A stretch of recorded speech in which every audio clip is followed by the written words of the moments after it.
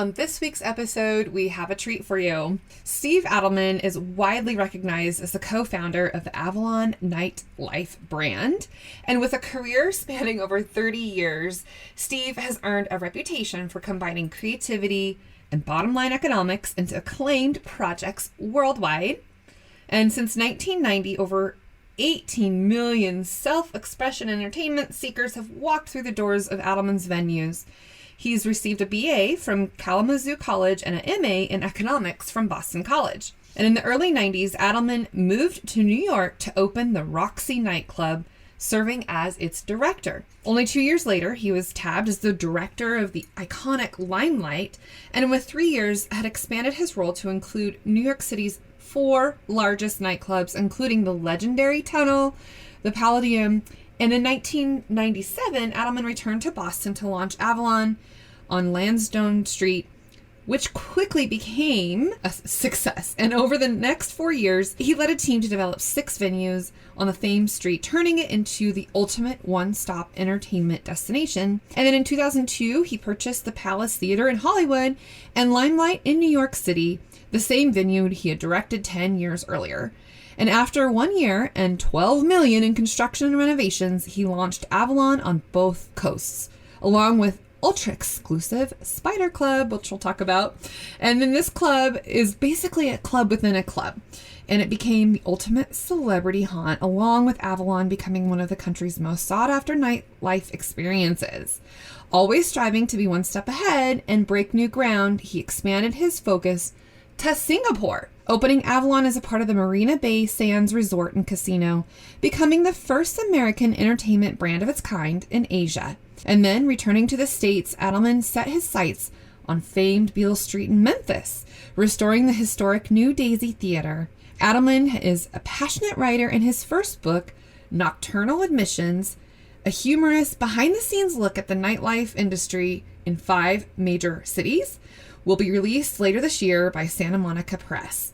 You're in for a treat, you guys. He is a lot of fun to talk to. We've got some awesome stories. But before we do that, let me tell you about our marketing expedition, essentials that you need, the basics of what you need in your marketing journey. Okay, let's talk about hashtag strategy. It's the little number sign that you put in front of a word or a phrase that you can use to help you draw more traffic to your posts.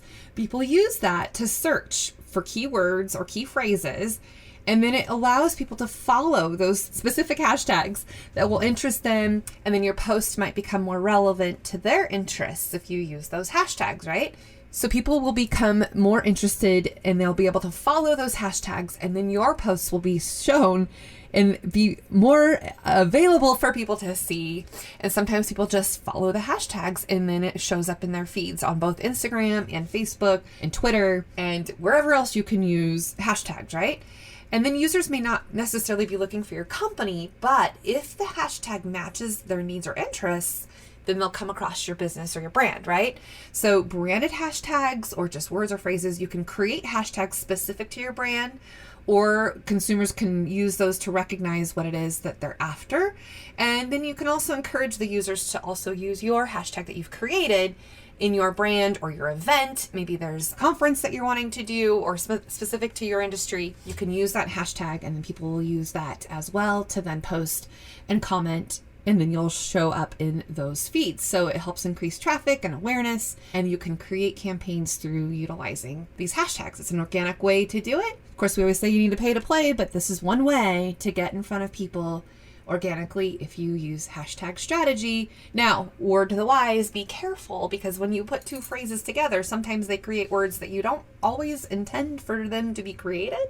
So make sure that what those words and phrases are exactly what you want them to be. The other thing, word of caution, make sure you spell check the phrases first before you put them together, because it's easy to misspell things utilizing hashtags, because spell check is going to say it's wrong anyway, and then you realize that, it's something that you need to double check and make sure. So hopefully this is a useful marketing basic essential for you in helping you build a brand and bottom line.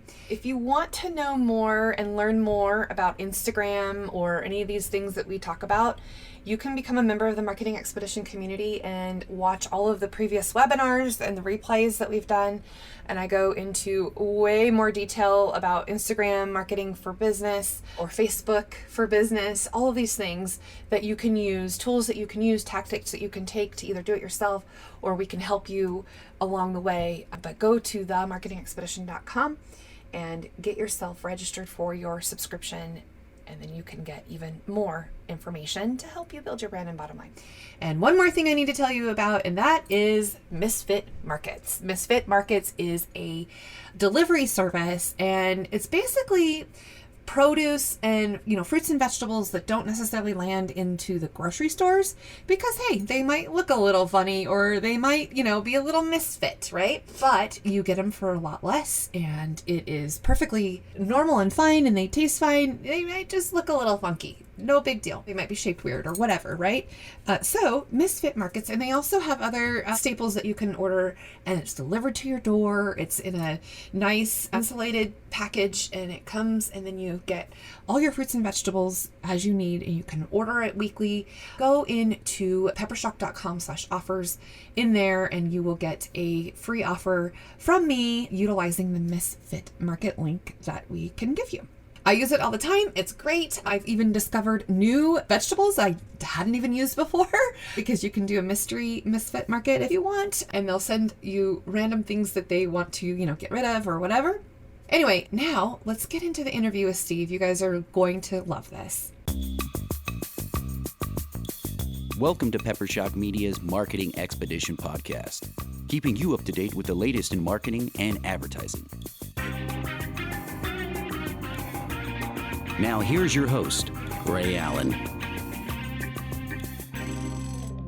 Welcome to the Marketing Expedition podcast. I'm your host, Ray Allen. I'm the president and CEO of Peppershock Media and the founder of the Marketing Expedition community. And today's guest is Steve Adelman. Steve, welcome to the show. Thanks, Ray. Glad to be here. Excellent. And so, Steve, just give a little background. You've done a lot in your career. Let's just share with everyone. Just kind of walk me through everything that you've done and what you're doing now.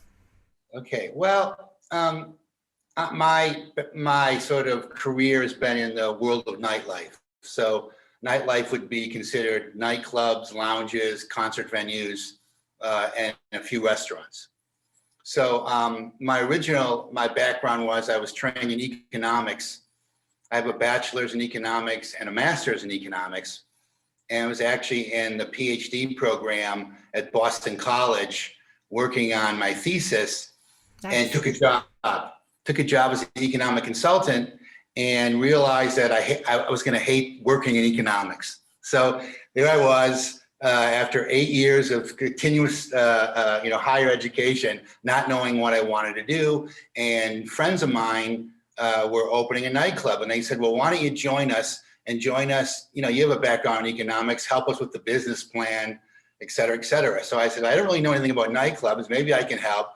And then when I got in there, I realized that I liked the whole world. And what I meant by the world is it was a place where anyone can come up with an idea and see almost immediate reaction, right? So you have an idea, we're going to do this event in a week, and you see the results in a week.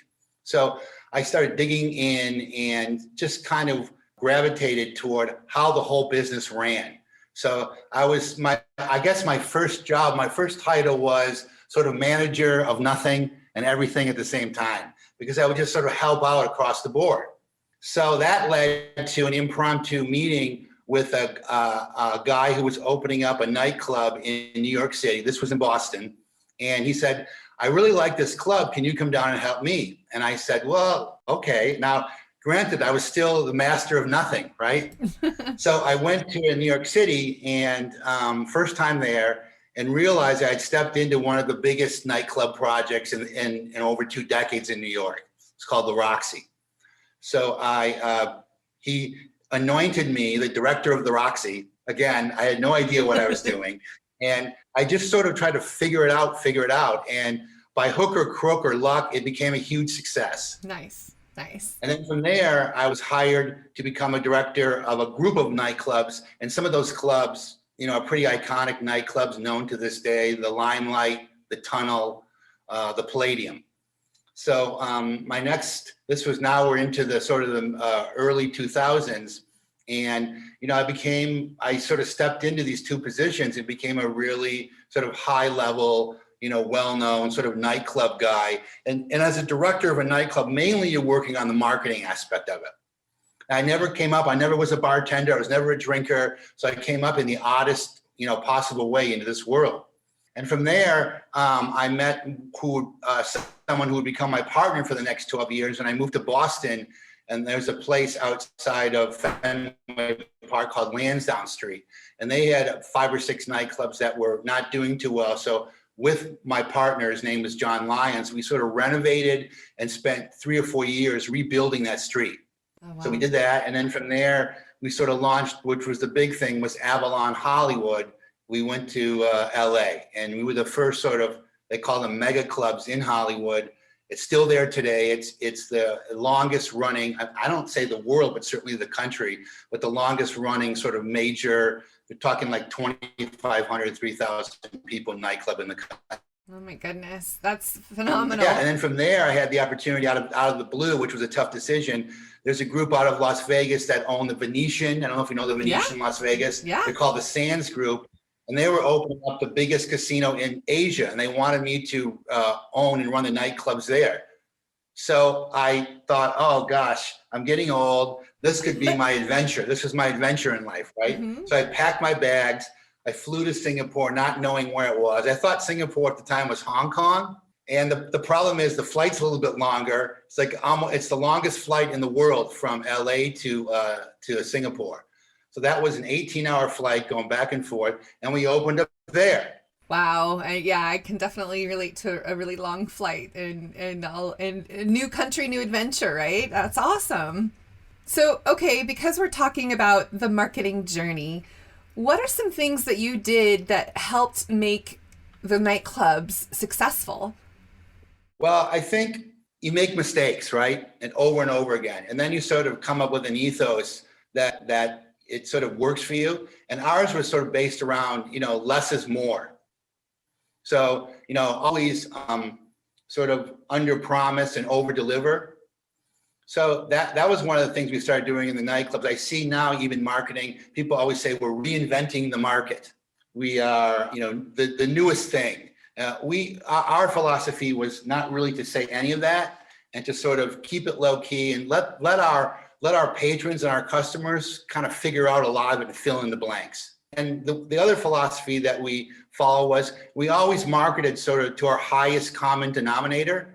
So in our business, that was people who say really knew dance music. So avoid hyperbole and let the customer sort of figure out what you're doing. And I always say when we were in marketing meetings, when people would say, I don't know if people are everybody's going to get that, then I knew we were on the right sort of track, because we were going to give them enough and sort of let them figure out the rest. That was our main thing. Now we created an internal story about what we were doing. Only we knew that. So the key was to take what we knew we wanted to do and translate that in a sort of minimalistic way to the public.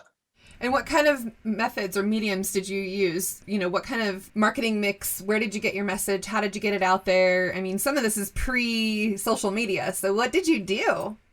Well, I'll give you an example, right? When we opened up Avalon Hollywood, we had the idea of becoming the first membership club in Hollywood. It was called Spider Club. It was a big success.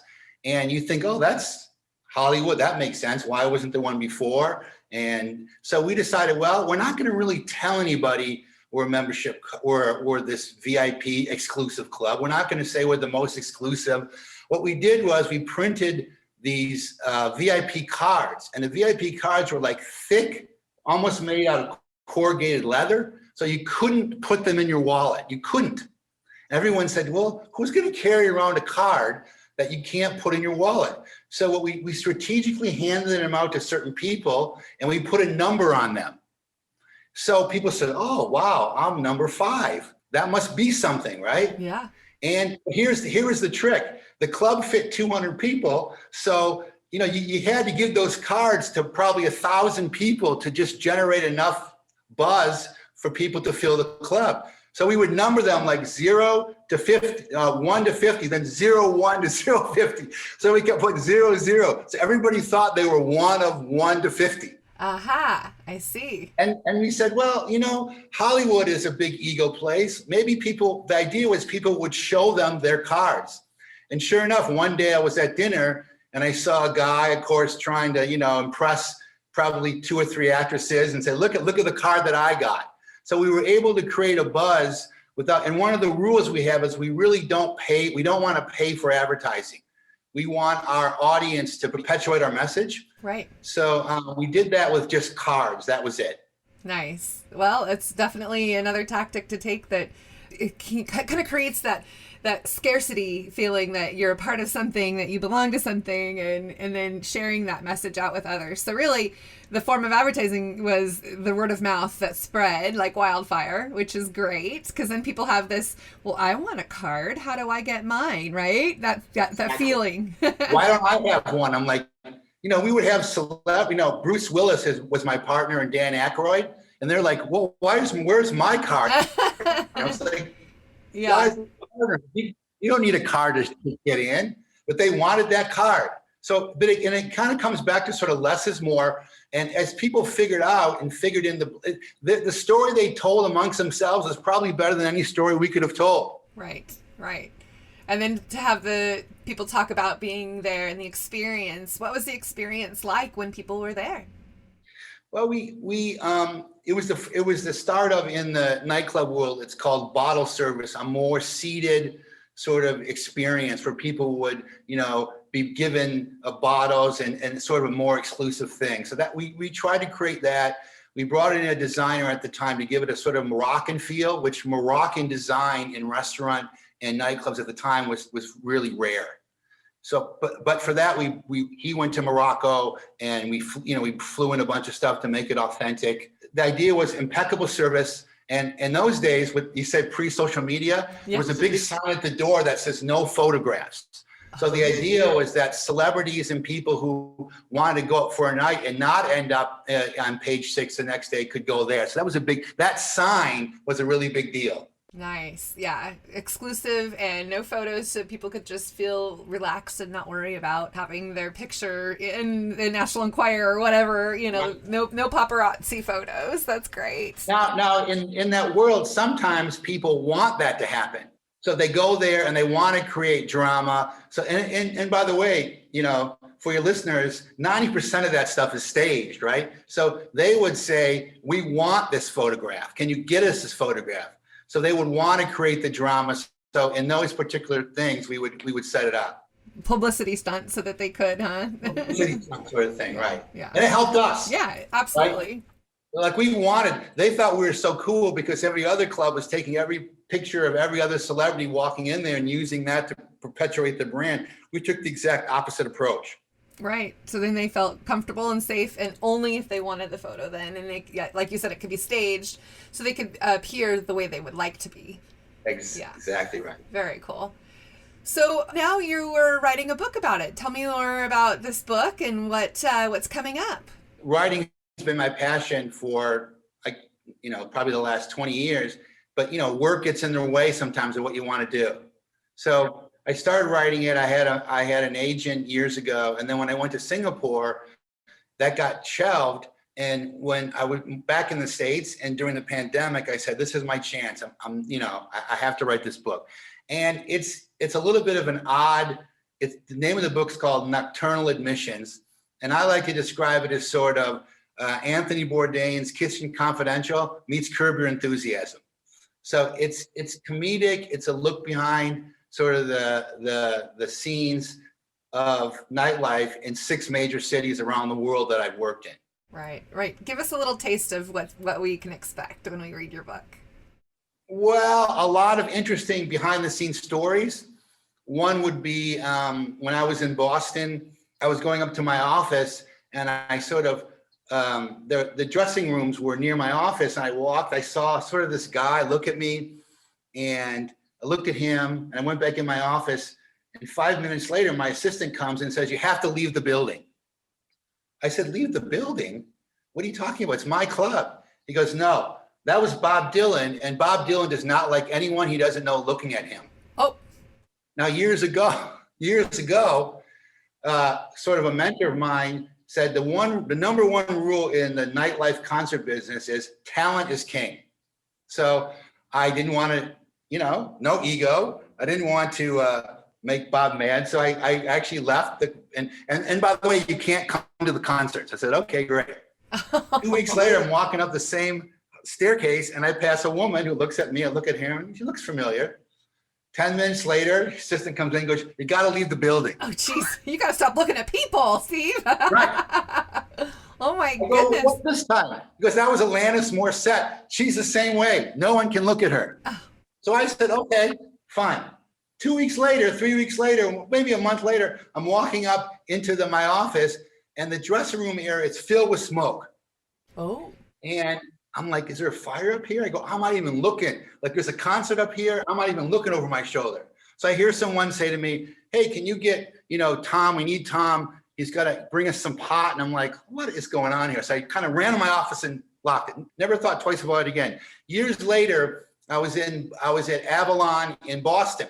And I walk in and I go, this is why we were renovating the building, getting ready to open. And I'm thinking to myself, who came in and turned this thing into a 1970s disco?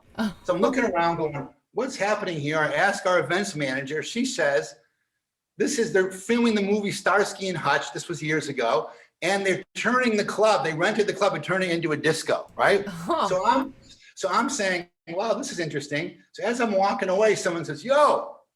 I turn around, I'm like, someone dressed in like this big, like zoot suit. It was amazing. I walk up, it was Snoop Dogg.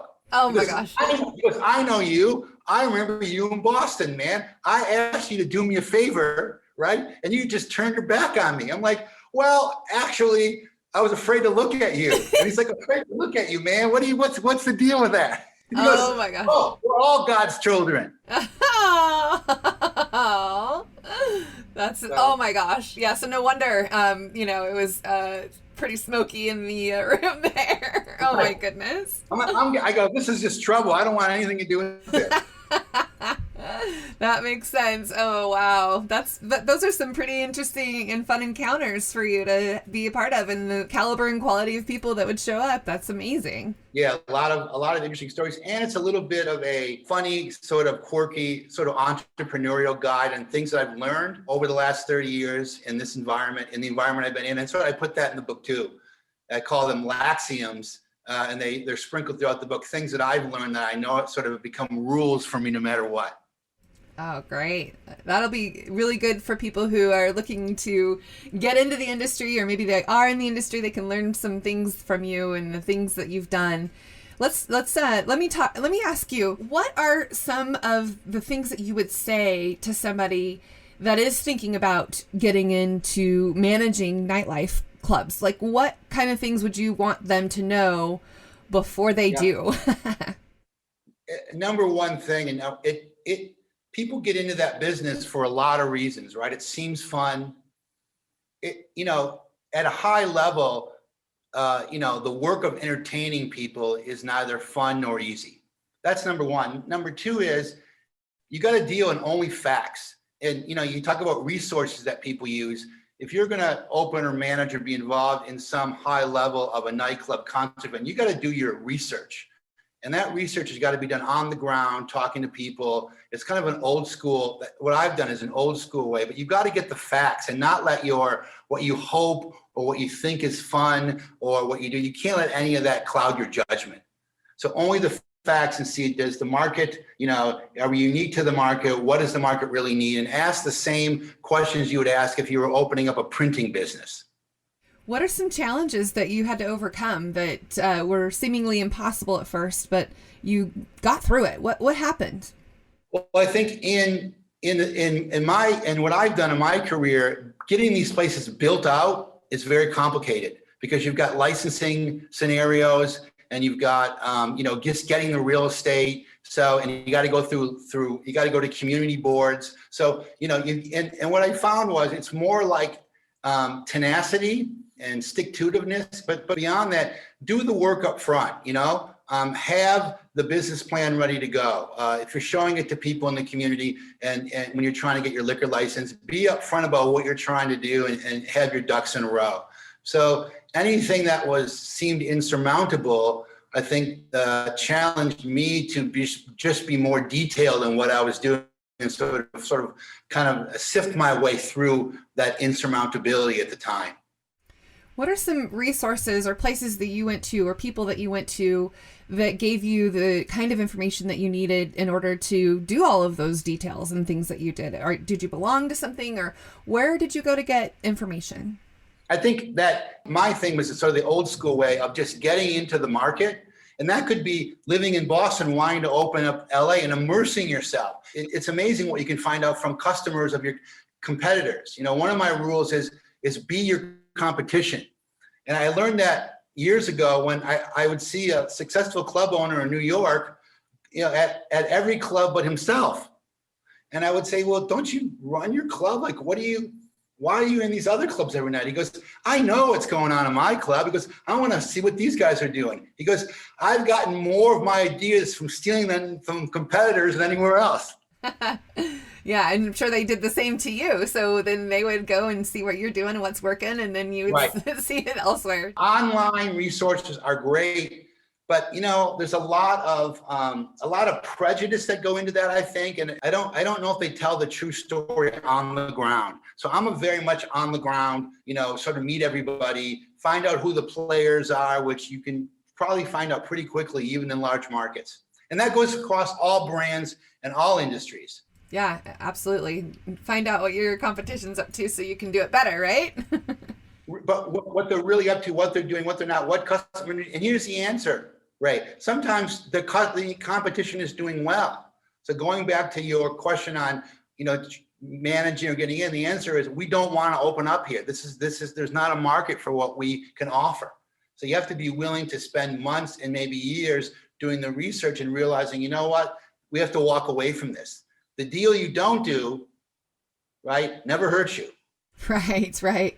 Well, and let's talk about location, because that is something that was really important to you too in building up the streets that you did. And let's talk about that a little bit. What made you decide to go where you did? Well, originally, when I went to New York, New York's New York. And so at the time, you're talking about the early 1990s, it really was the nightlife capital of the world. So that's where I got sort of indoctrinated, and probably a boot camp that you couldn't even make up right now. And then from there, opportunities just sort of provided themselves. But you make a really good point, because if the opportunity in Boston was the wrong opportunity. So what I did was I went in there and did my research, and I saw Lansdowne Street, good location, the clubs that had a good reputation, the current company was solid. So even when you pick locations, for me, it was make sure that the market can bear it. And for me, the other thing was unique locations, because, and this goes for barriers to entry in brands and products. If you're opening up a nightclub and you just find a storefront somewhere, anybody can do that. But if you find an old theater in Hollywood, right, that no one can reproduce, there's your advantage.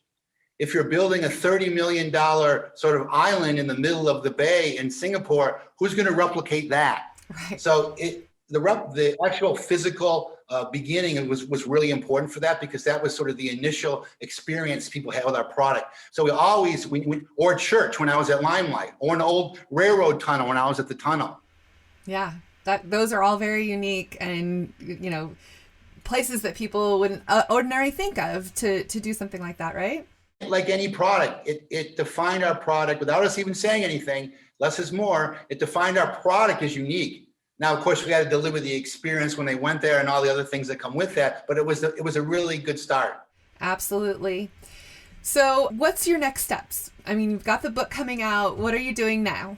And what's next? Well, Nightlife has been on hiatus. So we're working on a new concept over the last year and a half that we're getting ready to launch right now. I can't really go into detail about it, but it has to do with incorporating retail into sort of the nightlife concert experience and dining. And so it's a whole new play we see nightlife and the world in general being more inclusive, where before the pandemic, a lot of nightlife and concert venues in big cities, they were getting really expensive and selling premium seats for hundreds of dollars. So ours is sort of the anti that. Good. And the other thing is in the writing vein, I have a script and everything. And so working on a development deal for my script.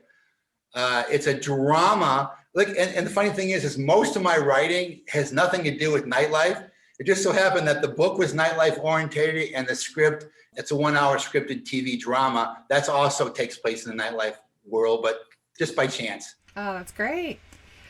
Well, thank you so much for sharing some of these little nuggets that we can glean from. And if our listeners can pick up, a few tactics that you've taken along the way, I think that, coming up with those ideas are definitely helpful. And like you said, they can be on any, utilized in any brand, and having the fear of missing out, or, I want to see what one of those cards look like, the VIP cards, right? So yeah, I think that there's definitely some good nuggets, and I'm sure your book has lots of good things for us to glean from when it comes out. So how do people reach out? How do they get a hold of you if they are interested in learning more and wanting to learn more about your book? Go to steveadelman.com, and there's a way to contact us there. Excellent. So thank you so much for being on the show. And for our listeners, of course, the best thing you could always do is drop us a review or share it. I'm sure other people could learn from what Steve had to share with us today as well. Yeah, until next time, enjoy the journey. Thanks for listening to the Marketing Expedition podcast. Find more online at peppershock.com.